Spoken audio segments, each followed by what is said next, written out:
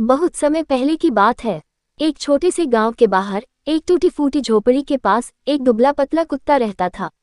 उसका नाम किसी ने नहीं रखा था। गांव के बच्चे उसे भोलू कहकर पुकारते थे। भोलू गरीब था क्योंकि उसका कोई मालिक नहीं था। ना उसके पास घर था ना खाना। वह दिन भर गांव की गलियों में इधर उधर भटकता रहता। कभी मंदिर के बाहर बैठकर भिक्षुकों के साथ बासी रोटी का टुकड़ा खा लेता, तो कभी खेतों में जाकर सूखी घास पर सो जाता। गांव वाले उसे देखकर दया भी करते थे और डरते भी। कुछ लोग उसे प्यार से रोटी डाल देते, लेकिन कई लोग डंडा मारकर भगा देते। भोलू चुपचाप सब सह लेता। उसकी आंखों में हमेशा मासूमियत और भूख की चमक रहती। बरसात के दिन उसके लिए सबसे कठिन थे।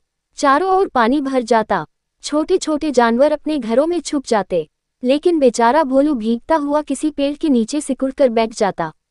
उसके शरीर पर कांपते बाल देखकर लगता मानो वह अपनी हालत पर खुद रो रहा हो। भोलू को अकेलापन बहुत सताता था। जब गांव के लोग अपने अपने पालतू कुत्तों को दुलारते, तो वह दूर खड़ा होकर उन्हें टकटकी लगाकर देखता, मानो कह रहा हो, काश कोई मुझे भी अपनाता, काश मुझे भी प्यार और घर मिलता। एक दिन गांव में मेले का आयोजन हुआ। सभी लोग खुशी से झूम रहे थे। भोलू भी चुपचाप वहां पहुंचा। वह मिठाई और पकवानों की खुशबू सूंघकर ललचाने लगा, लेकिन जैसे ही वह पास गया, दुकानदार ने उसे डांटकर भगा दिया। भोलू के दिल को गहरी चोट लगी।